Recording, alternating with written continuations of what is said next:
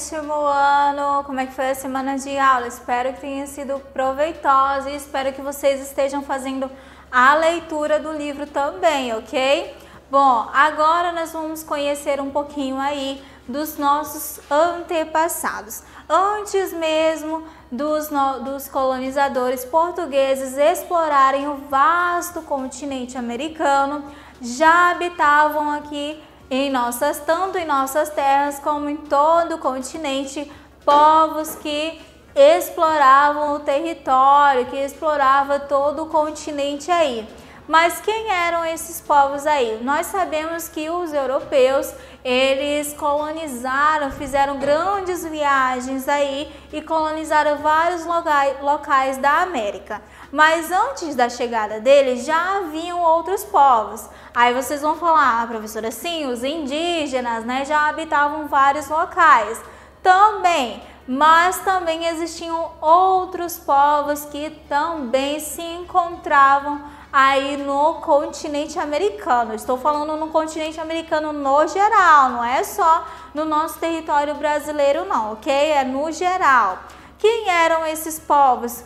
Como é que se caracterizavam esses povos? Eles eram como os europeus? Eles eram como os indígenas? Nós vamos conhecer um pouquinho desses povos que já colonizavam aí todo o continente americano antes mesmo da colonização dos europeus. Vamos lá?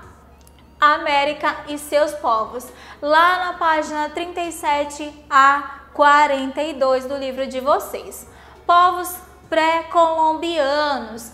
Antes da chegada de Cristóvão Colombo já haviam então já habitavam então a América povos com cultura, organização social, religiões distintas com características diferentes.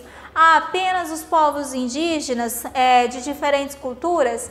Não haviam só esses povos indígenas com diferentes culturas. Haviam também outras pessoas, por exemplo, os povos colonizadores, né, os pré-históricos, vamos dizer assim, eles andavam aí todo o continente, né? Todo o continente andavam, e esse processo foi há milhões e milhões de anos. Então, através desse processo, eles colonizavam vários locais, eles se habitavam em vários locais. Ah, mas professora, esses povos não eram nômades? Existiam sim povos nômades, mas existiam outros povos que também eles começavam a ter a sua própria agricultura, a sua própria economia, e esses povos eram chamados de quê? Sedentários, né? A gente vai conhecer alguns povos que se habitavam, abrigavam,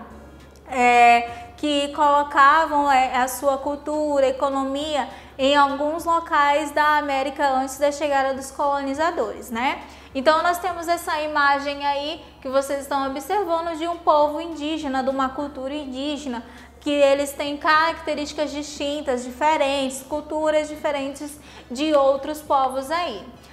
O primeiro povo, os maias. Como é que se caracterizavam esses povos, os povos maias? Os maias, eles habitavam o território da América do Norte, onde atualmente é o sul do México e da América Central. Esse povo se organizou em centros urbanos, geralmente independentes. Não formavam um império unificado, ou seja, não era um único reinado, por exemplo, só tinha um rei. Existiam os povos da agricultura, os povos do artesanato, que também colonizavam e que também organizavam a sociedade. O apogeu desse grupo, ele ocorreu durante entre 1000 anos antes de Cristo e 250 depois de Cristo, com o declínio entre 650 e 950. Mas quais foram os motivos que levaram aí o declínio desses povos aí? Quer dizer, a queda, a crise ou a extinção desses povos aí? Existiram vários motivos, mas muitos desses motivos os cientistas até hoje, os pesquisadores, não conseguiram descobrir. Então fica meio vago aí saber qual realmente teria sido o motivo para a extração desses povos aí. viviam em pequenas aldeias localizadas na Guatemala, na América Central. Pesquisas indicam que esses povos eles se organizavam em pequenas cidades-estados, governadas por elites locais. Então, há outras características, né? A questão da organização aí por elites locais. Então, a questão de quem tinha mais posse, quem tinha mais uma economia maior, é que poderia ter aí a organização desses locais aí, certo? Qual era o aspecto da vida cotidiana desses povos aí? Construções com grandes pirâmides, com escadarias. Os maias, eles destacavam-se no avanço do conhecimento em áreas como a matemática, a astronomia e a astrologia. Os sacerdotes, eles eram responsáveis não apenas pelas funções religiosas, mas por criações artísticas também. Os maias, eles tinham um sistema de escrita em hieróglifos que usavam para registrar fatos ocorridos com a nobreza. Então, observe aí os hieróglifos aí novamente, que eram traços, símbolos que eles utilizavam para representar algo. Eu vou desenhar alguma coisa aqui, mas vou desenhar um peixe, mas esse peixe ele quer dizer alguma coisa, né? Quer descrever aí alguma coisa. Então, para eles quer dizer algo. Para nós é um peixe, é um simples peixe, mas para eles não. Representava alguma coisa e dizia alguma coisa. Os maias também eles seguiam um calendário complexo que fazia a chamada contagem longa de vários ciclos temporais. Então, observem bem essa palavra aqui, né? Contagem longa de vários ciclos temporais, como dias, semanas, meses, anos e séculos. Então, contagem longa de vários ciclos temporais. É a questão, nós temos os anos, né? 2020, 2021, a contagem deles também era de maneira diferenciada, através de longos períodos aí, dias, meses, anos e séculos, certo? Então essas aí são algumas características desses povos aí. Como a maioria da população não dominava a escrita hieróglifa, os escribas eram responsáveis por registrar nos calendários os fatos históricos considerados relevantes. Então, observem aí, os hieróglifos, que são essas imagens aí, né, esculpidas. Essas imagens representam alguma coisa. Por exemplo, essa daqui, placa com registro de sistema de escrita hieróglifa maia encontrada nas ruínas da cidade aí de Palenque, no atual México. Então representa alguma coisa ao fato da economia, da sociedade deles, né? E essa daqui é uma representação deles, né? Do Museu Nacional de Antropologia, também na cidade do México, certo? Então essa aí é a característica dos maias. Nas próximas aulas a gente vai conhecer um pouco da característica dos outros povos, ok? Página 40 aí, vocês vão fazer para casa no livro de história de vocês. Página 40.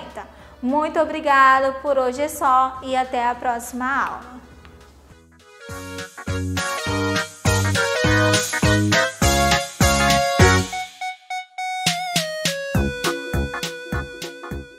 Hello students, good morning, good afternoon or good evening, tudo bem com vocês? Sejam bem-vindos à nossa aula de inglês dessa semana. E o capítulo hoje, galera, capítulo 4, o mundo do trabalho, the world of work. Páginas para hoje, 18, 19 e 20. Então já pega lá o seu livro de inglês, localiza lá nas disciplinas lá o livrinho de inglês e vamos lá para a nossa aula de hoje, 1º de julho. Pessoal, é o seguinte, na página 18 tinha aí esse texto, a teacher fez o seguinte, para ele ficar grandão eu cortei, tá bom? Então na próxima apresentação vai estar a continuidade. Eu vou fazer a leitura desse texto com vocês, mas eu peço que vocês prestem atenção a essa parte de vermelhinho. Então grow up significa crescer, closely, atentamente, grade, que é o ano, ou seja, a série, spy é a profissão espião, no way, de jeito nenhum, de forma alguma, shouted, gritou, Raised, levantou, tudo verbo do passado, tá? Vocês estão estudando passado, 7º ano está estudando passado. Já tem um tempo. Uncogling, que é o desentupir. Drinking fountain, o bebedouro. Come on, fala sério. Na verdade, galera, esse termo depende muito. Come on pode ser também venha, come on. Agora, nesse momento aqui desse texto é come on, tipo assim, fala sério, né? E thought, que é aí o verbo pensar no passado. No caso, pensei, tá bom? Não dá pra vocês verem tão bonito assim esse quadrinho vermelho, mas no livro de vocês ele tá perfeitinho. Tá bom? Então vamos acompanhar aqui a leitura. Every year I ask my students what they want to be when they grow up. I tell their parents to listen closely. Então todos os anos eu pergunto dos meus alunos o que eles querem ser quando crescer. E aí eu digo para os pais deles escutarem isso atentamente. Because it was in third grade that I decided I wanted to become a teacher. Porque foi quando eu estava na terceira série, no terceiro ano, que eu decidi que eu ia me tornar um professor. Então ele começa o seguinte, as respostas dos alunos, vamos analisar. When I grow up, I want to be a lawyer. Quando eu crescer, eu quero ser uma advogada, disse Amanda. Aí o segundo a responder foi Justin. I want to be a spy, said Justin. The doctor that helps animals, ou seja, que ajuda os animais. Quem é? Veterinarian, said Melanie. An actor, said Stephen. Something that makes a lot of money, said Nicole. Alguma coisa que dê muito dinheiro. Não falou nem o nome de profissão. A baseball player, um jogador de beisebol, said Matthew. Aí o professor, né? Does anyone want to be a teacher? Ele perguntou. Ninguém quer se tornar um professor? Então a resposta, no way, shouted Kevin. De forma alguma, gritou Kevin. Aí ele se assustou. Why not? Vamos continuar aqui. Aí o Justin respondeu, I don't want to wear a tie, said Justin. Gente, tie é a gravata, tá? Ele não quer vestir uma gravata. My dad says teachers don't make any money, Aaron said. Então meu pai diz que professor não faz nenhum dinheiro, não tem nenhum dinheiro, né? E aí ele disse o seguinte, well, that's true. Sim, bom, é verdade. Eu disse, Aaron, what does your dad do for work? O que seu pai faz? Trabalha com o quê? He's the vice president of some company. É o vice-presidente de alguma empresa. Ele respondeu. Então passa-se um tempo, a Natalie se levanta a mão, levantou a mão e aí o professor. Yes, Natalie. Mr. Don, why did you become a teacher? O nome do professor, Mr. Don. Por que você se tornou um professor? I like unclogging the drinking fountain. I smiled. Então ele diz o seguinte, né? Que ele é como se fosse desentupindo, né? Que ele gosta de desentupir águas. So sorry, gente. Eu gosto de desentupir fontes de bebida, uma coisa assim, bebedouro. I'm so sorry, bebedouro. Aí ele sorriu, como quem diz assim, né? Eu gosto de desentupir coisas, como se fosse solucionar problemas, né, que estão acontecendo.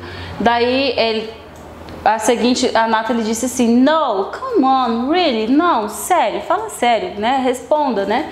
Então a pergunta, why did you become a teacher? Ela perguntou novamente. Aí a possível resposta, né, que ficou até sem as aspas, porque ele não respondeu, ele só pensou. It was a good question. I thought about it for the rest of the day. Isso foi uma boa pergunta. Eu pensei sobre isso pelo resto do dia. Então, galera, quando vocês forem escolher a profissão de vocês, há tudo que ser analisado. a questão de que se é algo que vai trazer benefício para vocês futuramente financeiro, se é algo que você realmente gosta, ou se é algo, qual o objetivo de vocês de vida, se tornar o quê? Então assim, se eu pudesse ter o poder de direcionar os meus alunos a alguma profissão, não vou puxar sardinha para a minha profissão, não é uma coisa tão simples quanto parece, mas se existisse uma fórmula mágica, eu imagino que seria uma coisa parecida com o que eu vou dizer. Tentem casar coisas que vocês gostam com objetivos financeiros e pegar o máximo possível, transformar aquilo numa profissão, e aí você vai encontrar o que você acha melhor para a sua vida. A gente tem que analisar várias e várias coisas, os prós e os contras. Então assim, tem gente que diz simplesmente faça o que você gosta. Nem sempre é tão simples assim. Às vezes a gente tem uma preocupação financeira lá na frente, às vezes uma profissão não é muito bem remunerada no nosso país. Então a gente tem que analisar isso também, tá bom? Então tem prós e tem contra, e tem aí tudo o que vocês devem analisar sobre o futuro de vocês. Então são alunos hoje do 7º ano e daqui a um tempo vão fazer o Enem, se Deus quiser vão entrar aí no curso superior e vão seguir alguma carreira, né? Então vamos mais adiante aí. Na página 19, que não tinha como a teacher colocar igualzinho o livro de vocês, então eu tive todo um trabalho, né? Eu cheguei, digitei bem bonitinho. E tem o exercício 3 que diz para você escolher uma opção. Então a letra A, o Mr. Don decided to be a teacher when... Quando foi que ele decidiu se tornar um professor? Quando ele estava em 3rd grade ou when he has 3 years old, quando ele tinha apenas 3 anos de idade. Aí a letra B, Mr. Don teaches, ele ensina quem? High school ou 3rd grade? As crianças do 3º ano ou high school. Gente, high school é como se fosse o ensino médio, tá bom? Só que lá fora. Aqui no Brasil a gente nem tem tanto assim divulgado, né? É uma coisa nova que chegou em algumas escolas aí que funciona de uma outra metodologia. Então esse termo high school não faz parte aqui do nosso dia a dia. Mas aí, analisando o texto, vocês encontram a resposta correta. E por fim tem a questão 4. Why does Justin say, I don't want to wear a tie, when Mr. Don asks why he doesn't to be a teacher? Então pensa um pouquinho, por que o Justin disse que ele não queria vestir uma gravata? Quando o Mr. Don perguntou dele por que ele não queria ser um professor.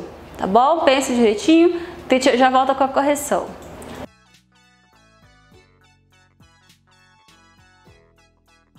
Gente, a letra A fica da seguinte forma. Ele decidiu que ele ia ser um professor quando ele estava na 3ª série, 3º ano, tá? Não ensino médio, né? 3º ano, as crianças de 3º ano.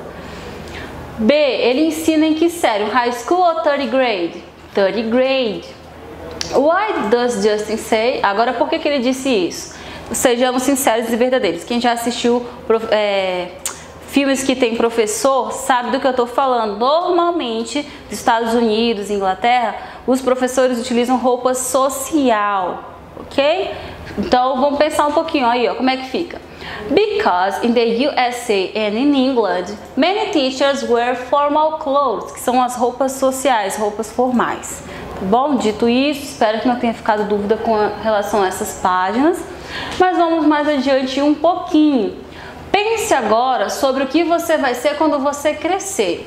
Escolha 3 opções e pense sobre 2 prós e 2 contras de cada profissão. Você vai colocar 3 profissões aqui, 3 coisas boas atingidas com essa profissão e 3 contras aqui que não é tão interessante assim para essa profissão. Não tem como eu corrigir, cada um vai escrever as suas profissões. Espero que coloque isso em inglês, porque a aula é de inglês, o exercício é em inglês, tá bom?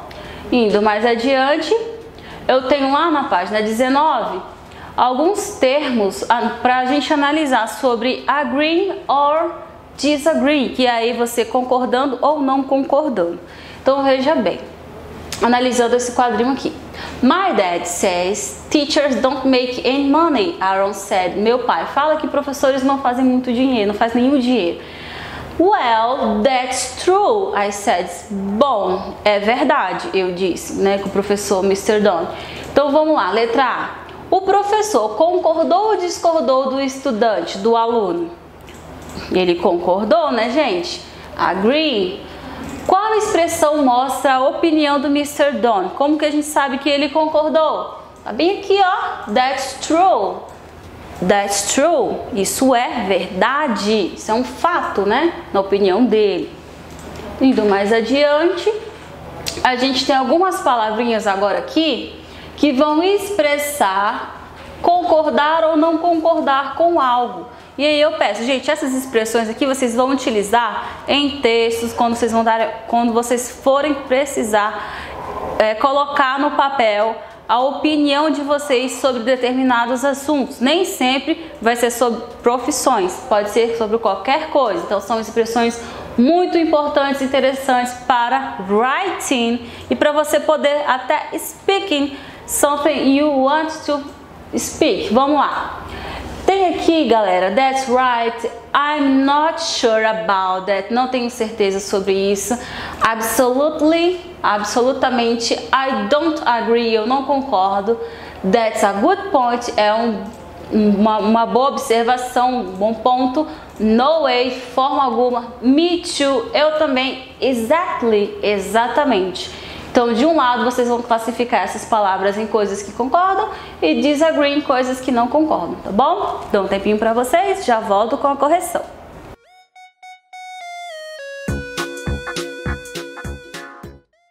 Did you finish? Vamos lá. Termos aí para concordar. That's right, absolutely. That's a good point. Me too, exactly. Discordar. I'm not sure about that. I don't agree in no way. Essas são as opções que trouxe aí o exercício 2 da página 20. Acabou, teacher? Ainda não. Ainda tem esse exercício aqui, que infelizmente a maioria deles é a resposta pessoal. Não tão infelizmente, porque agora é o momento que vocês vão expressar, colocar no papel, utilizando aquelas expressões lá. Então veja só. O que você pensa sobre as profissões mencionadas naquele texto? Aquelas das crianças com o professor. Você concorda ou discorda lá com aqueles questionamentos, né? Então vamos ver aqui algumas palavrinhas. Na verdade, gente, I'm so sorry, não é sobre aquele texto lá real. Só que vai chegar aqui, ó, A, B, C, D, ele vai falar sobre algumas outras profissões, por exemplo, soccer players. Então, cada frase dessa vai ser uma análise que vocês vão fazer e vão escrever o que vocês acham, a opinião de vocês. Podem usar aqueles termos de concordar e discordar. Então, vamos lá. Letra A, ele trouxe um exemplo. Being a lawyer is very exciting. Ser um advogado é muito excitante. Agora, por quê? Agora o comentário. Ó. That's for sure. Isso é concordando. Ou I don't think so. Eu não penso que seja. I think it's tiring and stressful. Eu penso que isso seja desgastante e estressante. Então, para cada profissão, eu peço que vocês façam um comentário, beleza? Por isso que eu botei tudo de resposta pessoal. Dei uma olhadinha em cada profissão nos comentários e pensem aí, concorda ou discorda, escreva os termos corretamente. Palavrinhas que podem ajudar vocês, são úteis, são aqui os adjetivos, ok? Espero que não tenha ficado dúvidas, a gente conversa no plantão de dúvidas, a gente se encontra na próxima semana. Bye, bye!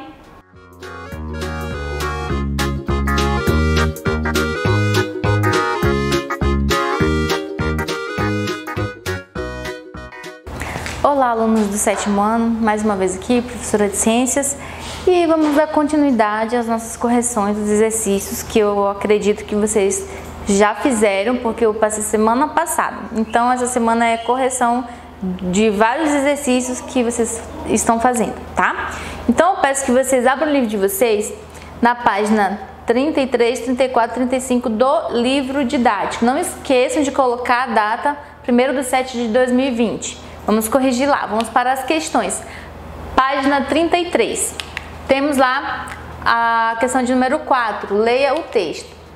O texto é sobre aquecimento global, transforma a tundra em floresta. Estudo. Esse texto está aí no livro de vocês, que eu acredito que vocês já até leram. É uma página inteira que está aí na página 33. Então, referente a esse texto, temos a pergunta: com base na leitura, reflita quais seriam as possíveis consequências desse aquecimento da tundra ártica. Então, o que vocês responderam? Vamos ver se foi parecido. Resposta: com o aquecimento do Ártico e o aumento da cobertura vegetal nesse bioma, é possível que a exploração do ambiente seja maior, assim como as áreas podem vir a ser utilizadas para pasto. Além disso, o aumento da temperatura do planeta traz aumento tanto de secas severas como de enchentes que colocam a vida da população em risco. Então, aquecendo ali a tundra, no caso, vai aquecer o planeta todo. Locais que já tem muita enchente vai piorar e lugar muito seco também vai piorar. Então, esse aqui é a resposta assim num todo, tá? 5, página 33. Qual é o bioma brasileiro com grande extensão e que abriga diferentes tipos de ecossistema, como floresta pluvial, tropical, mata de araucárias, restingas e manguezais? Isso aqui tá fácil, gente, é a D. A Mata Atlântica, ela tem é bem diversificado os ecossistemas, por ele não ser só planície, né? Ele tem montanha, planície. Uma pena ele ter sido muito devastado, né, pela ação humana. 5. O cerrado é um dos biomas brasileiros mais ameaçados diante de sua biodiversidade. A ameaça desse bioma se deve a profundidade do solo e a pouca quantidade de nutrientes nele existente. B. As estações do ano bem definidas, sendo seca e chuvosa. C. A estrutura das árvores que possuem folhas rígidas e troncos retorcidos. Ou D. As atividades humanas ligadas principalmente à agricultura e à pecuária. Isso aqui está na cara que é a letra D, porque a ameaça de bioma, a ameaça do meio ambiente, ele não tem nada a ver com a estrutura dele em si, mas sim com o que o homem está atingindo ali, as atividades dele que é para um bem, né, para a agricultura e a pecuária, porém a ameaça aí não só o cerrado, mas todos os biomas, tá? Página 34. 7. Relacione cada um dos conceitos com a sua definição. Temos aqui crosta terrestre, placas tectônicas, deriva continental e Pangeia, e temos aqui as frases. A primeira: blocos da crosta terrestre que formam tantos continentes como a base dos oceanos e estão em constante movimentação por meio da flutuação do magma. Isso aqui é bem óbvio, gente. A letra B, que são as placas tectônicas. Camada superior da Terra, com até 70 km de profundidade aproximadamente, onde estão os seres vivos. Fácil também, gente, a crosta terrestre. A união de todos os continentes atuais formava esse único continente há milhões de anos. Também muito fácil, Pangeia. Teoria que explica a existência de um único continente no passado e que, com o passar do tempo, os continentes foram se movimentando e se adequando à configuração atual. Deriva continental, que é a teoria. Isso aqui a gente viu na aula passada também, gente. Muito fácil isso daqui. Eu acredito que todos vocês tenham acertado isso daqui. Página 34. Leia o texto e responda as questões. O título do texto: A Sexta Extinção, uma história não natural. Vamos lá. No fim do século XIX, paleontólogos começaram a catalogar as várias correspondências curiosas exibidas pelos fósseis coletados em continentes diferentes. O mesossauro, por exemplo, é um réptil magro com dentes protuberantes. Os restos mortais dessa criatura foram encontrados na África e a um oceano de distância, na América do Sul e na Austrália, dado que é difícil conceber que um réptil grande poderia ter atravessado o Atlântico. Os paleontólogos especularam sobre a existência de várias pontes terrestres que se estendiam por vários milhares de quilômetros. As duas partes devem ter se separado gradualmente no período de milhões de anos. Então aqui esse texto está dizendo que foram encontradas fósseis lá na América do Sul, como lá no outro continente. Então como que se explica, sendo que nessa época não existia ali o ser humano? Como é que ia acontecer de ter navegações, de ter levado uma espécie para outro continente? Porque quando foi feito esse estudo, os continentes já eram separados. Então ficou no pensamento, como que a mesma espécie é encontrada em continentes separados? Não teria como eles atravessarem muita distância nadando. Então, ficou aquela dúvida, né? Então, temos ali, vamos continuar. Como se chama a teoria que é explicada no texto? Resposta: teoria da deriva continental. Então, por que isso se reforça da teoria da deriva continental? Porque antigamente, essa teoria, ela defende que antigamente os continentes eram unidos, depois foram se separando. Por isso que as espécies, antes elas eram unidas e depois cada um foi ficando num continente. Então, essa é a única explicação para que realmente aconteça isso da mesma espécie estar em diferentes continentes, já que naquela época não tinha navegações, não tinha seres humanos ainda para fazer esse transporte de espécies, né? Então, como se chama a teoria que é explicada no texto? É teoria da deriva continental, por causa do único continente Pangeia que existiu há muitos milhões de anos. B. Qual a relação entre essa teoria e as placas tectônicas? Tudo a ver, porque o movimento das placas, né? A compreensão da existência das placas tectônicas formando a crosta terrestre permitiu o entendimento de que esses blocos se movimentam flutuando sobre o magma, tornando possível que os continentes se afastem ou se aproximem no decorrer de milhões de anos. Então, as placas tectônicas, elas que dão força para a teoria da deriva continental, que é o distanciamento dos continentes, por causa do movimento das placas tectônicas, tá? 9. Existem vários aglomerados rochosos na Namíbia, que têm sua formação idêntica à de rocha encontrada em Santa Catarina. Sobre isso, escreva V para as afirmativas verdadeiras e F para as falsas. Depois corrija as falsas. Esses locais apresentam formações rochosas semelhantes porque já estiveram unidos no período que existia a Pangeia, o supercontinente. Verdadeiro. Então, isso daqui também reforça a teoria de que antigamente os continentes eram coladinhos. Então, foi feito o estudo desses, como se fosse quebra-cabeça. Foi ali nos limites dos continentes e fizeram o estudo e a semelhança dessas rochas, tá? B. Se unir a costa brasileira com a costa africana, Santa Catarina ficará na mesma região em que se situa a Namíbia. Verdadeiro também.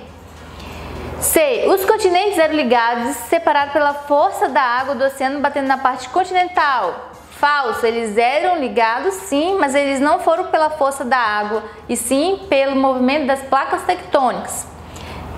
D. A ideia da deriva continental. Olha aqui a correção aqui da C. A separação dos continentes se deu pela movimentação das placas tectônicas, como eu falei para vocês. D.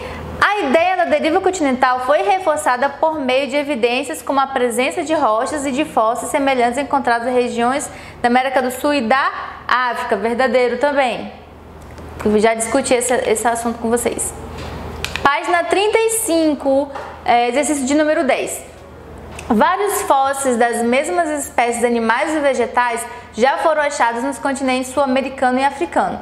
Pelos estudos realizados, identifica-se que esses seres viveram há milhões de anos, antes mesmo da existência dos humanos, e não teriam condições físicas de ter atravessado a nado o Oceano Atlântico de uma costa a outra. Podemos concluir com relação a isso que a identificação dos fósseis foi realizada de maneira incorreta e eles devem corresponder a organismos aquáticos. B. As costas sul-americanas e africanas deviam ser ligadas e se separaram em algum momento na história da Terra. C. As espécies devem ter sido levadas em embarcações por seres humanos? Lógico que não, né? O próprio texto diz que não existia ali humanos. D. As espécies identificadas podem ter vivido em momentos diferentes em cada uma das regiões. Então a resposta correta, gente, é a letra B. As costas sul-americanas e africanas deviam ser ligadas e separadas em algum momento da história da Terra, tá? 11, na página 35. Explique de que modo erupções vulcânicas podem formar montanhas e ilhas nos oceanos. Simples, gente. Cadê? Na erupção vulcânica, o magma ele é expelido para a crosta terrestre botando para fora a lava, no caso, né? Quando sai para fora de dentro, aí se chama lava. Quando ela sai, ela vai resfriar lá dentro, muito quente no magma. Quando ela sai aqui para fora da crosta terrestre, ela vai se resfriar e vai se solidificar. Com isso, vai formar rochas que geram montanhas ou ilhas no oceano. Ok? Essa aqui seria a resposta correta. 12. Página 35 também. Os tsunamis são ondas gigantes que podem se formar no meio dos oceanos e se deslocar até o continente, causando grandes estragos nas áreas litorâneas. Sobre esse assunto, responda. A. Quais fatores podem desencadear um tsunami? Resposta. Um tsunami pode ser desencadeado por um terremoto com o centro de abalo abaixo do oceano, por deslizamento de terras submarinos, ou seja, erupção de vulcão submerso no oceano, tá? Aqui, B. Identifique no esquema a seguir em que locais estão as placas tectônicas e onde ocorre o terremoto e o tsunami. Tsunami é esse aqui, ó, é a onda que ele acaba causando aqui. Temos ali o terremoto, onde que está acontecendo ali. As placas tectônicas, a gente está vendo que elas estão se encontrando aqui, ó, uma placa tectônica com outra placa tectônica. Se encontrou ali, ocorreu o terremoto, o abalo sísmico veio e causou esse tsunami aqui, vindo aqui para a parte continental aqui, alterando esse ambiente. Então essa aqui seria onde vocês vão colocar no desenho de vocês no livro os nomezinhos onde está acontecendo. Também na página 35, número 13. O tsunami que matou em dezembro de 2004 muitos milhares de habitantes de países banhados pelo Oceano Índico já estava quase esquecido quando, no final de maio de 2006, um forte tremor de terras na ilha de Java, na Indonésia, fez novas vítimas que chegaram a cerca de 5.000 mortos. Os dois fenômenos, tsunami e terremotos. A. Estão relacionadas às estruturas geológicas cristalinas predominantes na região. B. Representa uma ocorrência comum nas regiões situadas no centro de uma placa tectônica. C. Resultam dos desequilíbrios geotérmicos que ocorrem no núcleo, parte central da Terra. D. Demonstra que os epicentros locais da formação dos tremores estão concentrados no hemisfério sul. E. Tem origens semelhantes, pois ocorrem em decorrência da movimentação das placas tectônicas. A resposta é a letra E, tá? Então, gente, por hoje é só, e na próxima aula a gente vai continuar aqui nos exercícios, que não são poucos. E é isso, gente. Até mais.